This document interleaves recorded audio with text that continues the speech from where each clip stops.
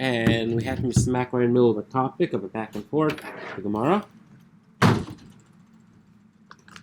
Now, Rabbi Yehuda said that it's permitted to sleep under a bed, under a sukkah, and the rabbis argue.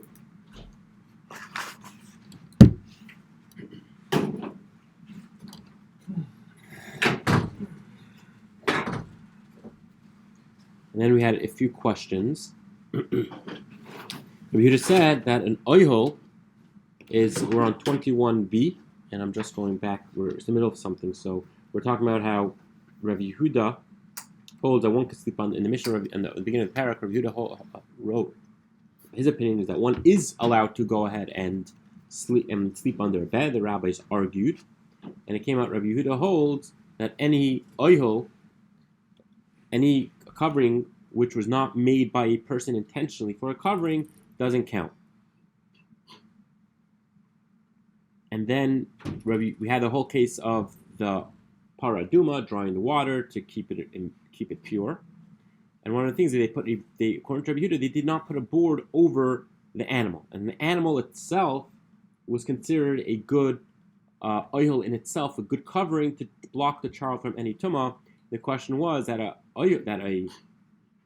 cow is not really made, not really created for the need of the needs of an oil. Therefore, that wouldn't count.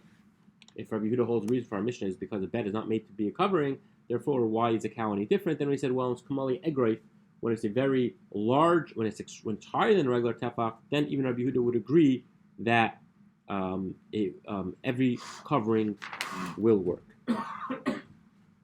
Then the Gemara said, but then why is it that a bed, which is usually higher than an egroif, it's usually higher than a tefach, higher than a larger measurement than a tefach, then why is it that Rabbi Yehuda is going to hold that a bed, it is not considered a covering?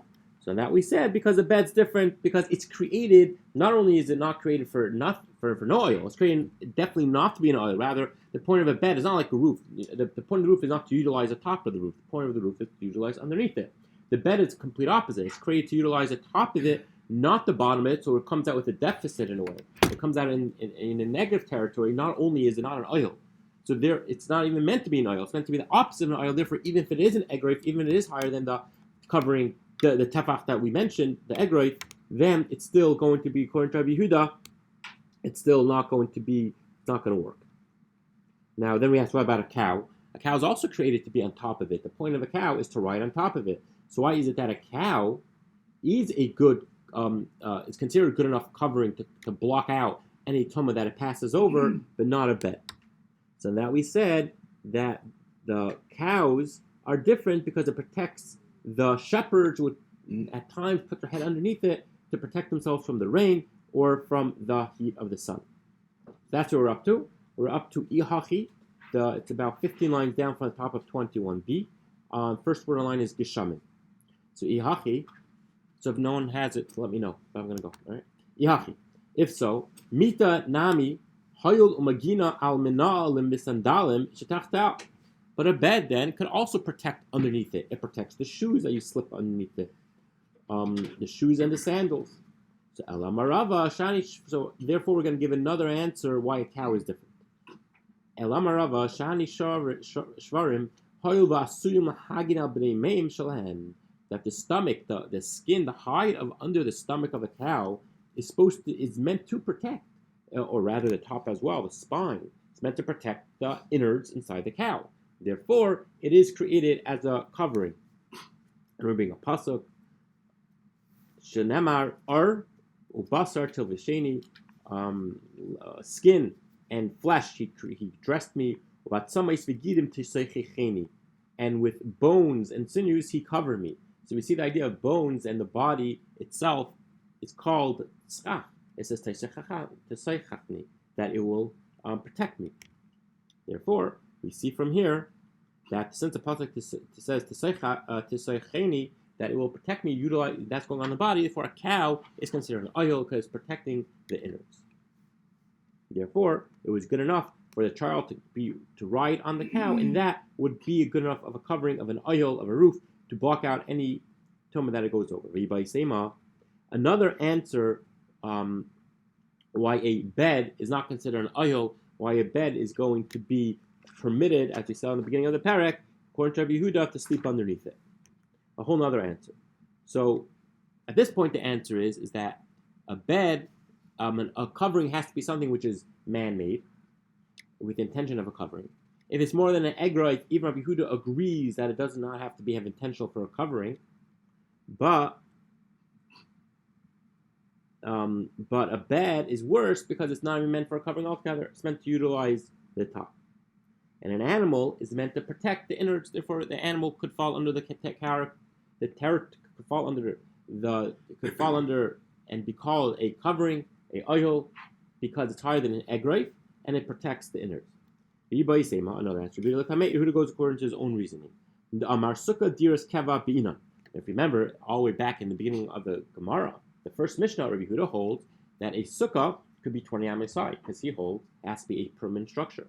And everyone's going to agree that a bed is a dir sarai. It's temporary. You can move it around easily.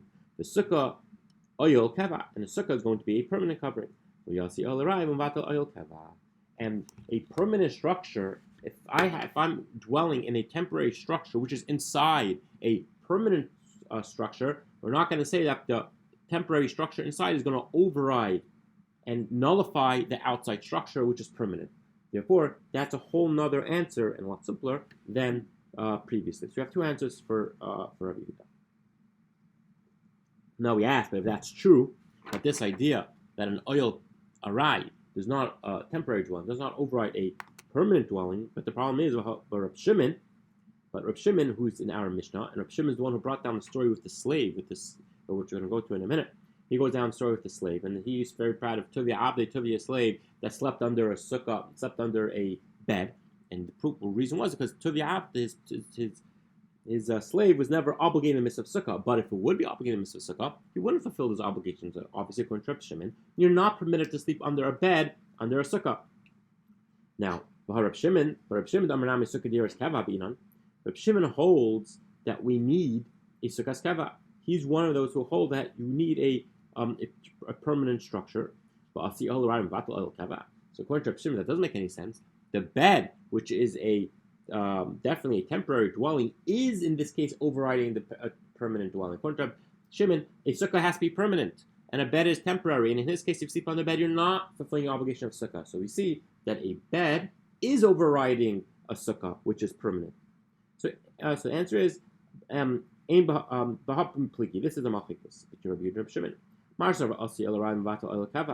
Shimon holds, yeah, an oil arai. If I'm under an oil arai, it's a covering. I'm not under the sukkah, and I'm not fulfilling my obligation. Even though, yes, it's true, a bed is temporary, and a sukkah is not. It's permanent, at least in their opinion.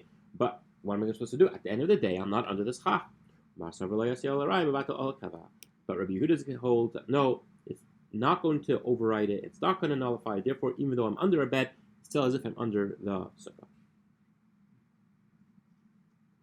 Okay, we're up to the two dots on 21b, above the Mishnah. So now, Amar Reb Shimon, Ma'isa b'tevei avdei. So this is quoting the Mishnah. The Mishnah brought down Reb Shimon. Reb Shimon was extremely proud that his slave, his servant, Tavi, he slept under a bed because he knew he has no obligation. Therefore, he slept on the bed, knowing that he would not have been fulfilling the obligation. But on the other hand, the slave has no obligation. So therefore, that was the point of the story. So Tanya, Amar Reb Shimon, Mishichasei shel Rabbi Gamliel, from the stories of Rabbi Gamliel, Lamanu shtei devarim, that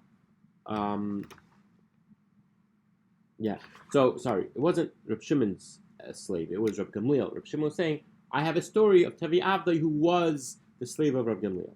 So we hear from the stories of Reb Gamliel, Lamanu shtei devarim. We learn two things. Number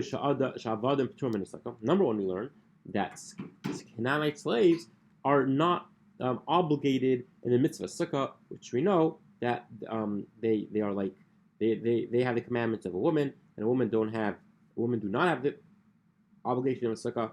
Therefore, nor do slaves. And we also learn that if you sleep under a sukkah, you have not fulfilled your obligation. You sleep under a bed. Sorry, you're right. Sleep under bed. If you sleep under a bed in the sukkah, you have not fully obligation. And I might think that, listen, he's saying a story. Just he wasn't up there in front of an entire student body of us of yeshiva stating halachas. He was sitting in his sukkah telling over stories to his students. So from there you're going to derive halacha. The answer is yes. We do derive halacha from that. Okay. Now kiyad the amar of Acha bar Ada, the amar la amar of Acha bar Ada, amar of Hamnuna, amar Rab. Now, so therefore we this is just like the saying of Rab. How do we know that even the casual talk of Torah scholars, you could learn something? You have to learn something from it. There's something to learn. Shenamar va'Allahu loy yibol. That on them they'll never get mixed up. Meaning they'll never say something for no reason.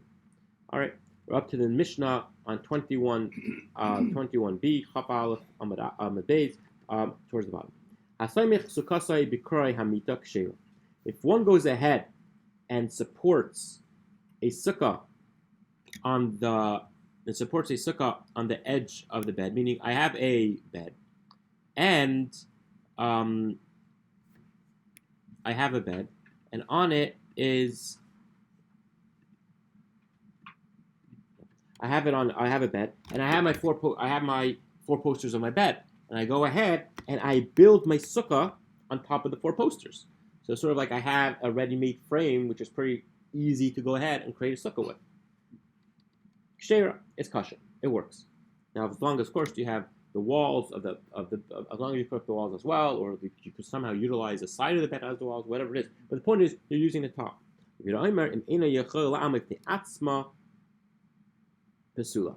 That if they can't stand by themselves, then it's not going to work, and we'll see in a minute what that means. So it's funny because we had a similar case when the bed was missing two posts, and you stick it into the wall. Now Rashi says over here, when he says the Karamit of Mitzvah, a full bed, so he's telling us as opposed to the other case that we had, which was half a bed. Okay, says Gemara. My time is Rabbi Yehuda. What's the reason Rabbi Yehuda holds that it can hold itself up? It's going to be possible. It's a machlekes between Rab Zera. It's an argument to Rab Zera and Rabbi Abba Bar Mama exactly what the reason Rabbi Yehuda was. One says because the bed's not permanent and it's meant to be moved, therefore can't utilize it as a sukkah. The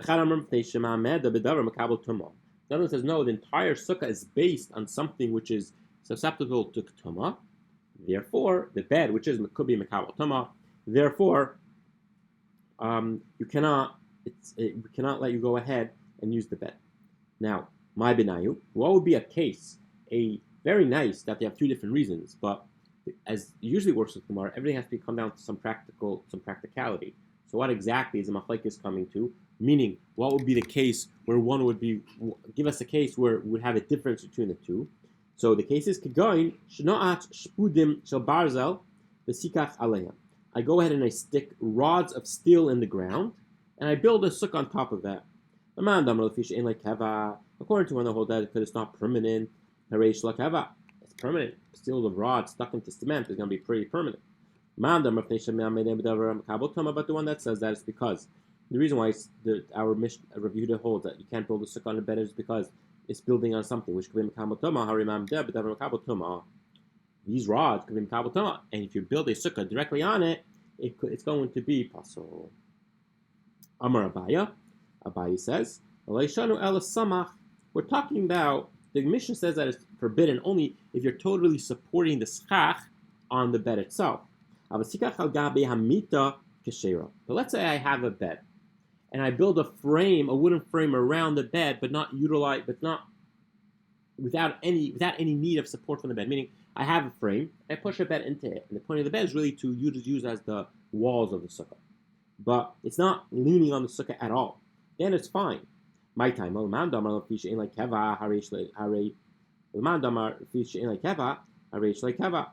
That according to the one who holds that the reason is because that it's not that the bed is not permanent. Hold on.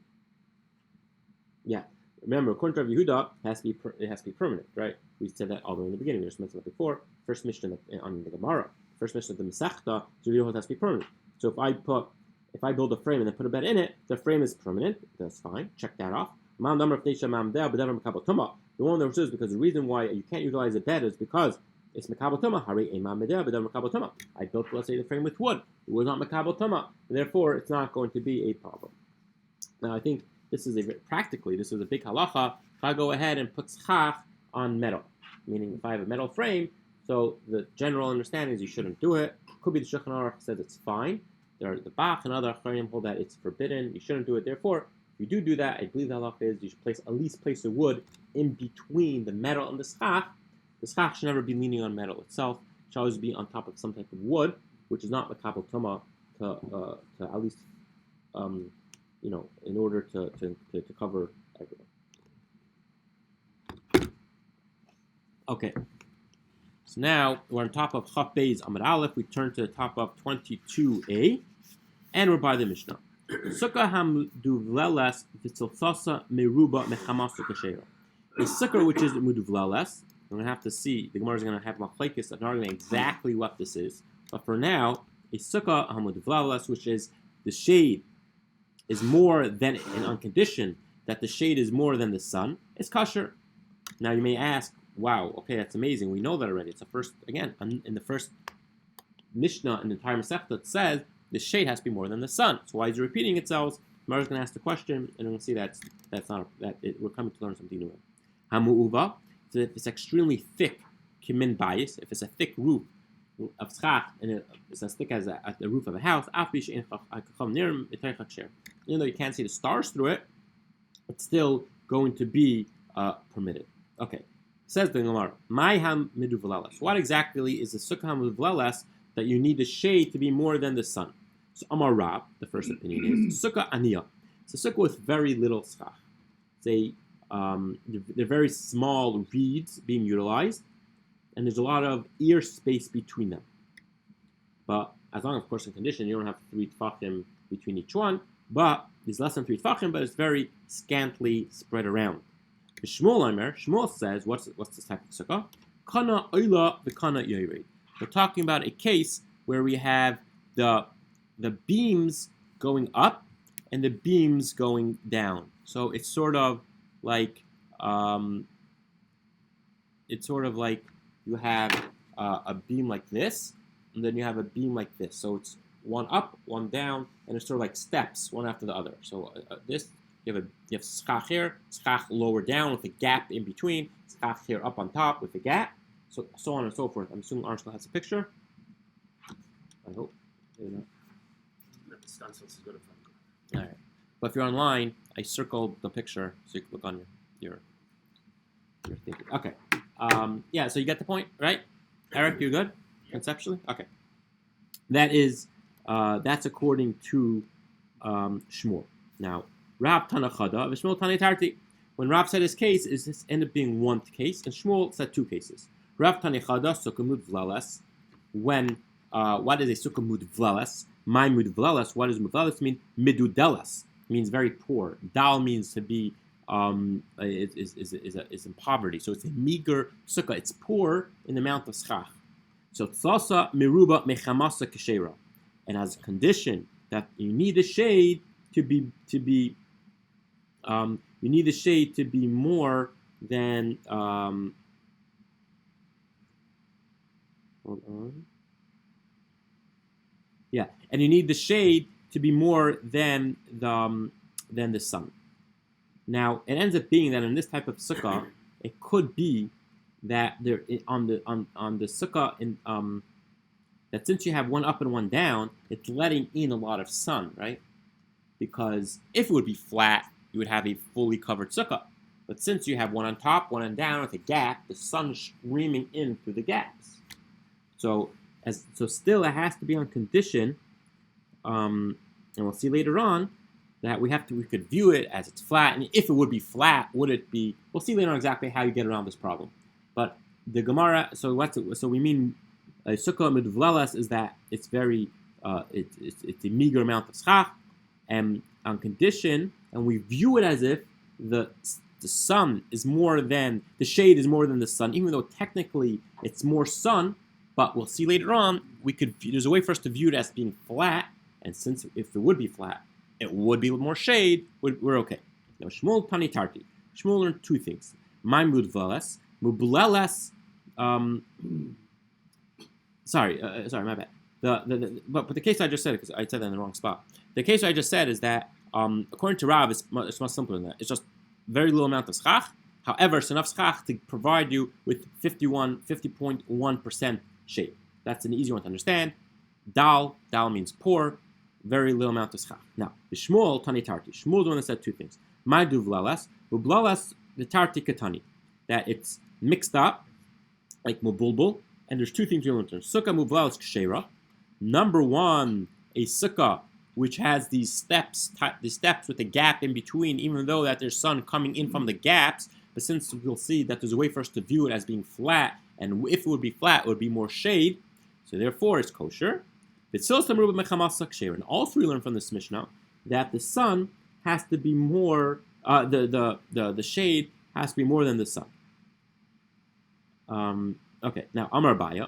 Leishanu elash ein bein zeh lezeh shleishet tefachim. That it's on condition that now that we have these type of steps, up and down, has to be at least one tefach.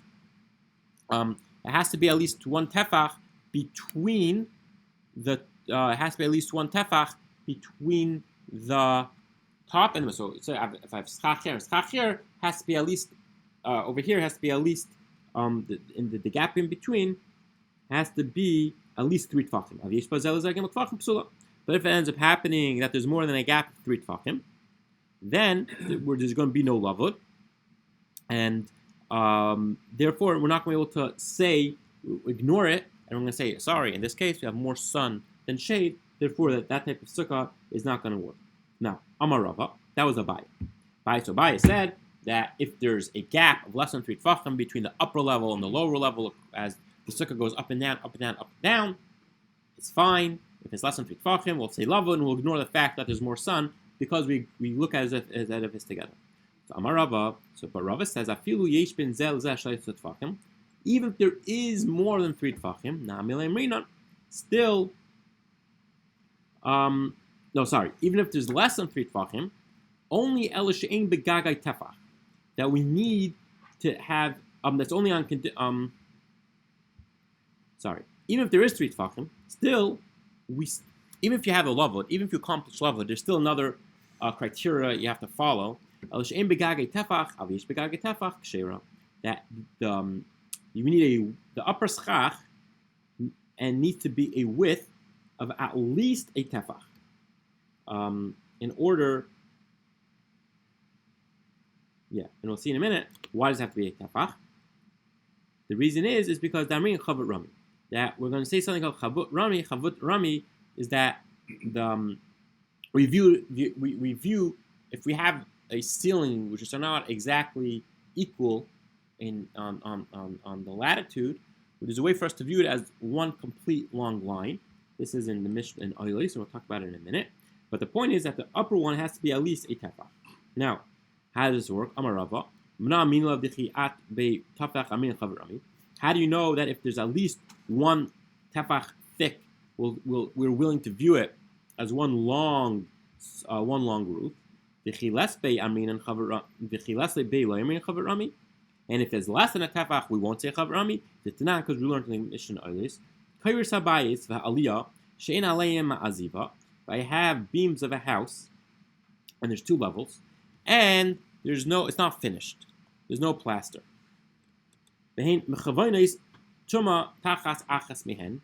Now, ends up being that if they're an equal amount, that they're exactly one on top of the other. So again, think of it. We have a house, and we have beams on the first. We have beams on the first floor. Then horizontal or vertical? No, we're going to be that they're vertical. They're going. If this is the house, we're going vertical. Horizontal. Sorry, we're going horizontal. Okay. So and there's a upper level and a lower level. All right. And now if each beam on top is parallel to beam underneath, that's the first case. Now, if there is any amount of tumah, we're talking about a body of tumah, which of tumas mace, tumah of a dead body, at least like kazayis. And the halacha is that usually the kazayis goes up to shemayim, the tumah goes straight up, unless there's an oil on top, and it'll spread out under the oil. So if there's tumah under one of the beams, if it's on the lower floor, then only under that beam, then the entire lower floor will be tummy. If it's on top of one of the lower beams, meaning it's in the middle space, then b'neim tummy. But if it's on top, connected adlurkia tummy. Then it goes straight up because there's nothing blocking it. So interestingly, if you think about it, it'll end up being that even though we have beams spread out, it's going to. Okay, fine. Let's continue. Now the next case is that hold on. There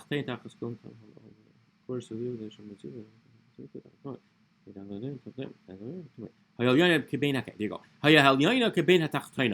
That what happens if they are each they're not right on top of each other. Rather, what is going on is that they are one beam is over here, like by the sukkah. You have one beam over here, you have a beam over there, so it's sort of going up beam. So they're not parallel to each other.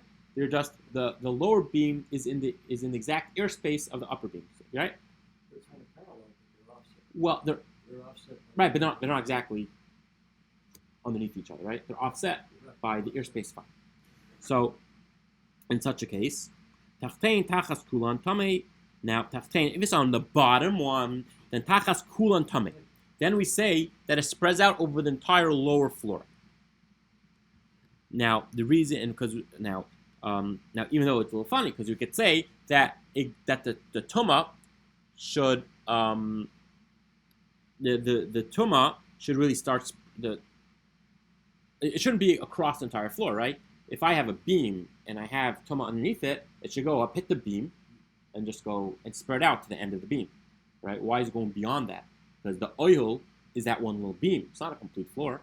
It's a beam, an airspace, beam, then an airspace, right? On top of the airspace is a beam further up. It doesn't make a difference. Right now I have one oil. So this is going to be, so we have to answer that is because, we'll see in a minute why. So, Tachtein tachas kulan tume al gabehem kinegdon fine. Tachtein tachas kulan tame al tachtein tachas kulan tame tachtein tachas kulan tame tuma tachas. Okay, sorry. Let me go back to the line. Hayu elyanim bekabein tachtein. What happens is that you have them offset each on by one. Tuma tachtein tachas. If there's tumas tachtein tachas kulan tame, that if there's tum under one of the beams, it spreads out all over. So al gabehem, if it's on al gabein keneged adler kia tamei. Now, however, it's on top. If it's on the upper level, then we're going to say that it's going to go up to the rikia. So at this point, if it's on one of the lower beams, so I have a beam here, I have tum over here, it's going to go straight up to shemayim because there's a beam on the left, there's a beam on the right, but there's a gap in the middle, so it's going to go straight up. So the interesting thing is that we said if it's on the floor, though, we're not going to say that it's going to go just up and hit the beam and it's going to just stay under the beam. Rather, it's going to go straight up.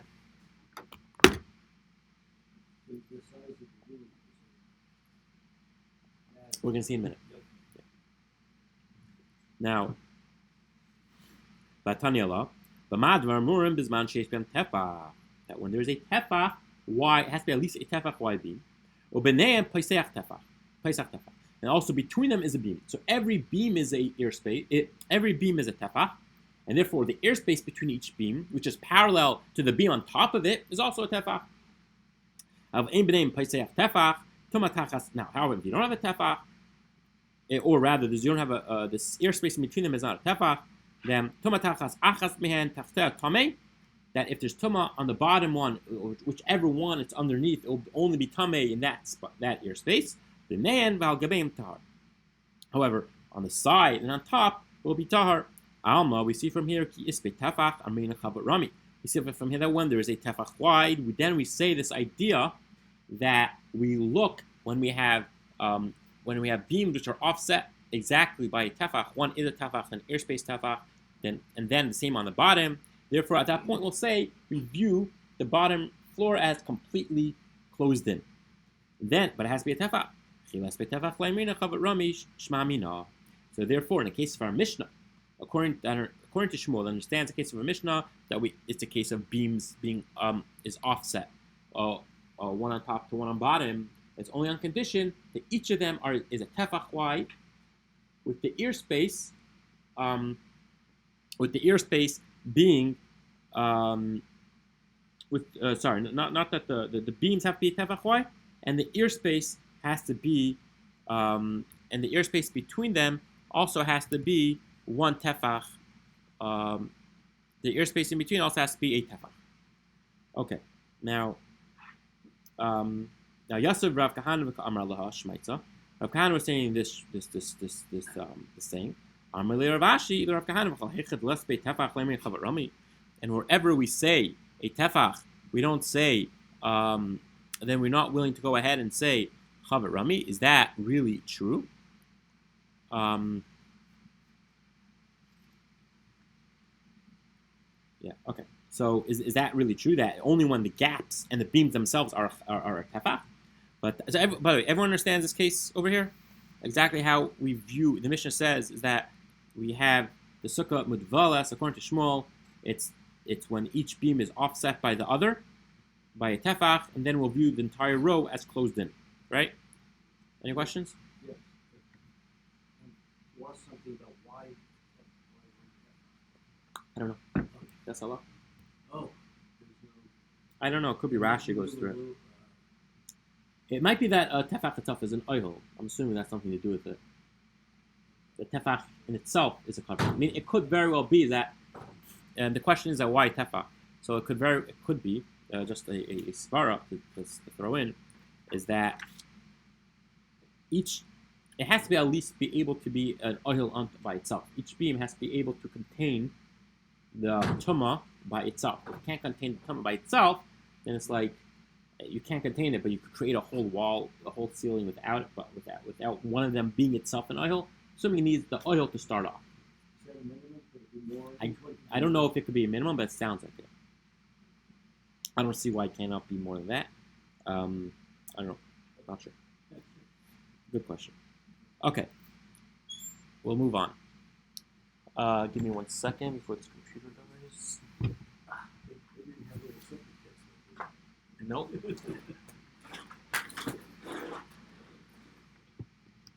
Okay. We go on. Yosef Kahana v'Amar Laha. So we're about 6 lines up from the bottom. Yosef Kahana v'Amar Laha Shmaitza. Rav Kahana was saying this story. Saying this whole case over. Is that really true? When it's not a tefach wide, we don't say chavat rami. But we learned this is a case of a eruv in a mavoi. That if we have so this is a case of a mavoi, and we're trying to close in the mavoi, right? So the way to close in the mavoi is to go ahead and to have mavoi is when you have a alleyway and it's closed in the back, it's open in the front to the Shas Harabim. You need a beam on top or a leche on the side. But the point is here we're talking about the beam running across to make it a tzuras Pesach, to make it into a doorway. And what happens is that they don't touch each other. So you have a beam coming from you have a beam coming from the left side. You have a beam coming from the right side, but there's a gap in between. Now, in such a case, or another, the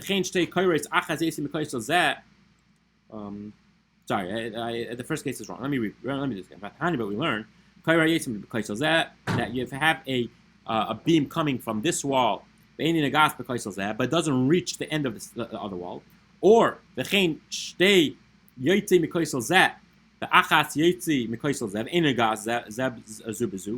and they don't meet in the middle properly. If the gap is going to be more or less than 3 tfachim on either the wall to the beam or the beam to the beam in the middle, in such a case, then you do not need. Then it's fine because we have lava, right? So we have coming from this side, coming from this side. They don't meet in the middle, but to 10 3 tefachim, you're good because there's a gap. Because the gap is going to be looked as if it's closed in. I don't know. That's a good question. Just counterbalance. Maybe it's counterbalance. You're one of those troublemakers, aren't you? Now, if it's more than 3 tefachim, then you have to bring another beam. Now, I return to the top of 22b. Interestingly, this is Reb Shimon's shita, Reb Shimon Gamliel's shita opinion across all Masechtas. He holds that he's the one that holds that you need 4 tefachim for lavud. He's more lenient. You don't need 3, 4 works. Okay, so in this case, of the beam going from the left, from the right, not meeting, and they don't meet each other in the middle, you have up to 4 tefachim. Now, the chaim say karis hamis imis loy bezuk k'dei lekabel ariach, loy bezuk k'dei lekabel ariach. Also, if you have, in the case of the mavoy, the same thing. Let's say you have 2 beams going across, one on top. Rather, they're side by side, right? You have one. You have 2 beams going across, but they can't hold on to an ariach. Ariach is a type of a rock. It depends. The point is that it has to be. Usually, these beams to make a maveh proper has to be a tefach wide, and the way we measure that was with the type of a rock or type of a brick. But anyway, the point is you have 2 twin beams going across, and neither of them are able to hold on to this support this rock, this type of brick. And in such a case, we view each of them, if they each would be there individually, it wouldn't work as a maveh. It would not work properly to enclose as an Eruv, would not work properly to enclose the maveh. But in Mekabelas Ariach L'Rach by Tefach, however, if you put them together, and together they could contain, both beams together could contain the brick, and if you cannot go ahead and contain, if these 2 sticks, at this point let's call them sticks because they're extremely thin, if together, basically each have to be half a tefach, and they have to be joined. If they were joined together to make a tefach, it would be fine. If not, then it won't work. Okay. Reb Shimon Gamliel says, "Emekabelas ariach la'arkai," that if it's able to support, the beams are able to support. Could be the first case is a little different than I said it. That something to do with the weight position. It could just be that it doesn't matter how thick it is, as long as it's able to together contain the weight of an ariach. Reb Shimon holds that the 2 beams are long. If together they have the width to support an ariach, i.e., each are half a tefach, then lav tzarich levi karacharis. Okay. Now the point is, this is what we're trying to get to. If one is going to be higher than the other, you have 2 beams going across, and one is higher than the other. Meaning,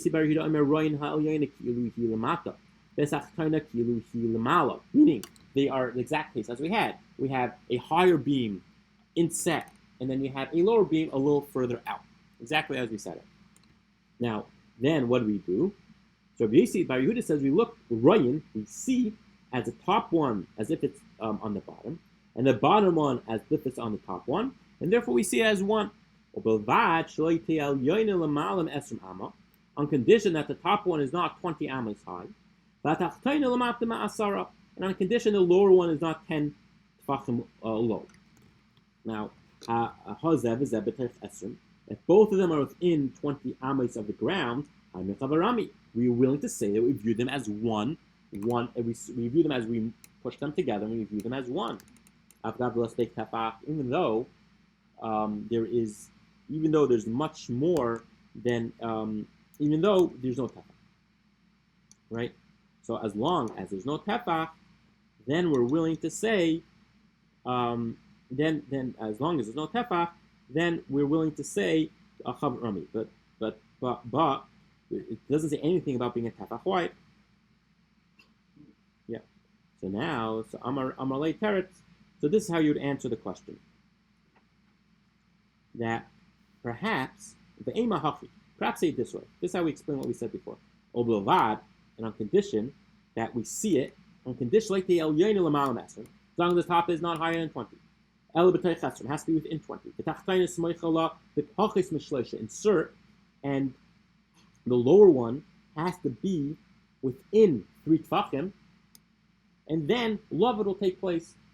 And we don't even need them. You don't need chavaram. You don't have to have this idea that you view them as one. Rather, since the gap is within 3 tfachim, who cares? That you have love. That's one way to say it. Inami, or therefore the whole thing was not chavarami to begin with. Inami. On condition the top one is not the top one, the lower one cannot be lower than 10. The has to be higher than 10. The pachas masleisha, and the top one is lower than 20, is within 3 tfachim of it. Avol shleisha, then you have love. However, if it's not within 3, we're not going to say chavarami because each are not a tefach wide. So the answer is we said you really need a tefach. We have a Gemara that says that you don't need a tefach. But in the case of the Eruv, now we say no, we're going to rehash the brisa to say that we're not saying chavarami, rather we're utilizing love. Okay. So utilizing love to get to the tefach. So each one can do that. So if you have 2 beams, Right. that each beam is less than a tefach, if the gap of the height between them is less than 3 tefachim, then we say love, and we say they're just usually love. We say that's so you have it'll end up being a wall. It's going out like this, down, and then out again. That's one complete thing. That's fine. So yeah. No, well, because you have love, it always connects 3 things within 3 tefachim. So if I have a beam here and I have a beam here, if I have within 3 tefachim, who cares? I've love it to close the gap. So we're saying, but to use chavar rami, this idea that you have things off center from each other, like that, to say that they miraculously just connect, and the view on that has to be a tefach wide, even though the gap is more than 3 tefachim. Right? The gap can be more than 3 tefachim. We don't need if it's 3 tefachim, we're fine. We have love. We don't need chavar rami. I think we're gonna end right here. Okay, everyone have a great day. Any questions? Make it a great day. Eric, if you ask more questions, we'll slow Rabbi down a little. Why? We did a daf. We did a daf. Did we do a daf? Yeah, we did a daf. We did less than a daf, to tell you the truth. A lot? No, we did a daf. I never thought that discussing Sukkah would get so complicated. This is just scratching the surface.